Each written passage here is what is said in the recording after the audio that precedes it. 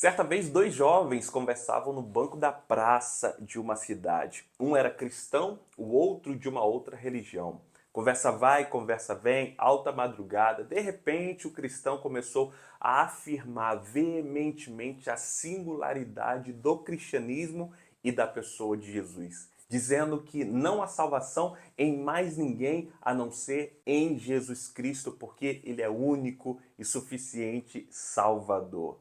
E o outro de outra religião começou a questionar, dizendo: quer dizer então que você está dizendo que somente o cristianismo salva, somente Jesus Cristo salva? O que diremos de outras religiões espalhadas no mundo? Você é muito egoísta dizendo que somente a sua religião presta.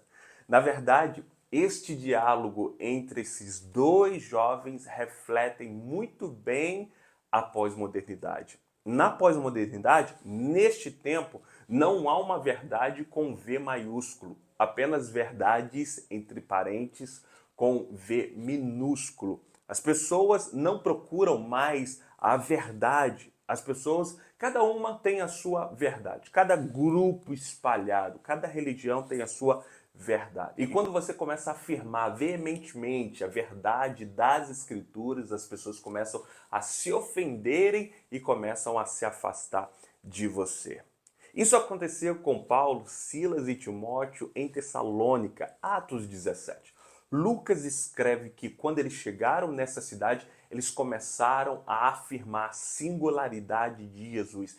Ele é único, ele é suficiente, ele é o nosso Salvador. Por isso foram perseguidos, por isso foram apedrejados muitas das vezes, por isso eles viveram uma vida de perseguição e sem muitos amigos, por causa da defesa veemente da singularidade de Jesus. Lucas registra que no primeiro sábado Paulo pregou sobre a vida e a morte de Jesus.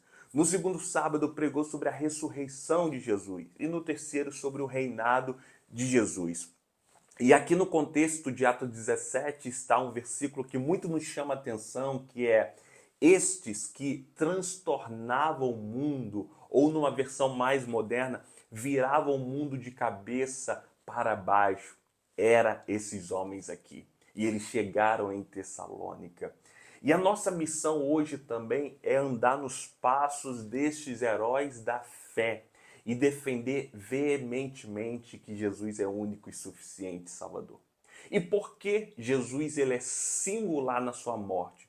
Porque o seu nascimento também é singular. Quem nasceu como Jesus? Ninguém nasceu como Jesus, uma obra extraordinária do Espírito Santo. Jesus não nasceu de forma natural como eu e você, como outras pessoas neste mundo.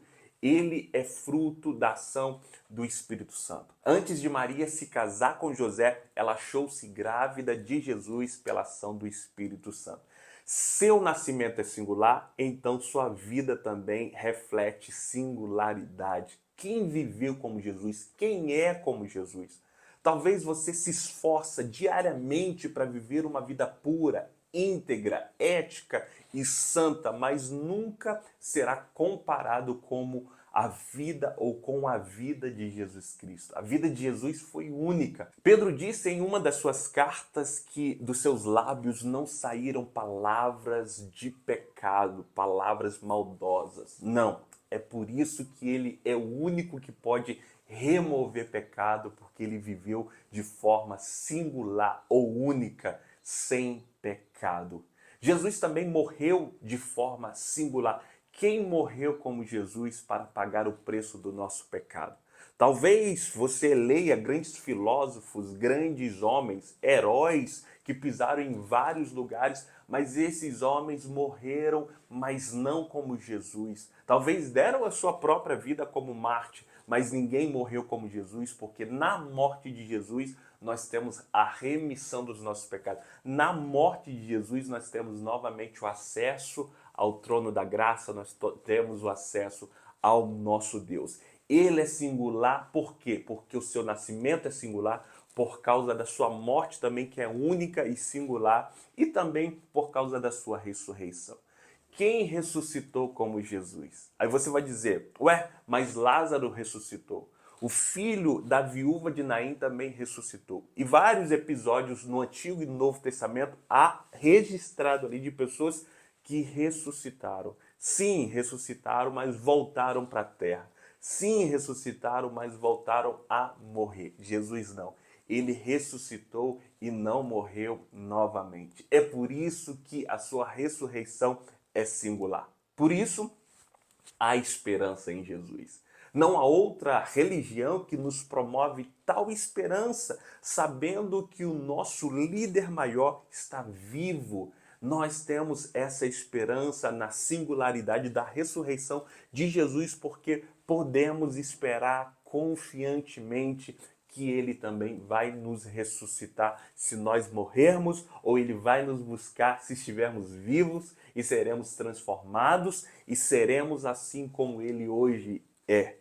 E por último, ele é singular no seu reinado. Quando Paulo fala da singularidade de Jesus, que ele é o único rei, e ele desfaz o reinado de César, essa cidade inteira começa a perseguir, procurar Paulo, Silas e Timóteo, e começa uma confusão muito grande. Eles queriam apedrejar aqueles homens, aqueles heróis da fé, por causa da defesa veemente da singularidade de Jesus. Mas é verdade, ele é o único no seu reinado.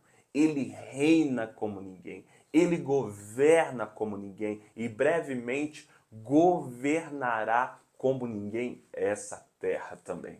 Então nós precisamos fugir da pluralidade, da pós-modernidade e defender a singularidade da vida de Jesus, a singularidade do cristianismo. Mesmo que possamos perder muitos amigos, muitas pessoas, como foi o caso desses dois jovens que eu contei aqui, provavelmente foi rompida a amizade dos dois, mas beleza, vamos continuar defendendo a verdade com V maiúsculo, como diz Francis Schaeffer em seu livro do Evangelho. Existem grupos com suas verdades, mas essas verdades têm V minúsculo. Somente a palavra de Deus promove a verdade. Somente em Jesus Cristo encontramos a verdade com V maiúsculo que nos possibilita a salvação por causa da singularidade de Jesus. Ele é único e suficiente Salvador. Esse, infelizmente, tem sido um jargão de muitas pessoas e as pessoas não compreendem as verdades que se tem por detrás desta frase. Jesus é meu único e suficiente Salvador. Atrás desta frase, há singularidade de Jesus no nascimento, há singularidade de Jesus na vida, há singularidade de Jesus na morte e há singularidade de Jesus na ressurreição. Ele é o único suficiente Salvador, significa que no seu nascimento não houve um como Jesus. Temos grandes líderes, grandes filósofos, grandes pessoas aí que pisaram nessa terra, mas como Jesus não há ninguém. Na sua vida não há ninguém também que viveu sem pecado como Jesus. Na sua morte não há ninguém comparado a Jesus que morreu para remir, perdoar e nos religar novamente a Deus. E no seu reinado, ninguém reina como Jesus. Ele governa a terra e o céu. Ele governa tudo. Filipenses diz que por meio de Jesus, do seu nome, se dobre todo o joelho no céu, na terra e debaixo da terra. E toda língua confessa que ele é Senhor e Rei para a glória de Deus Pai. Se você gostou desse conteúdo, deste vídeo, eu peço a você compartilhe para um amigo, para uma amiga, para que eles possam compreender a singularidade de Jesus e defender. Porque você está aqui no canal que tem como missão, intuito e propósito solidificar a nossa fé. Sólida fé tem como missão isso. Então que Deus em Cristo abençoe a sua vida e até um próximo vídeo.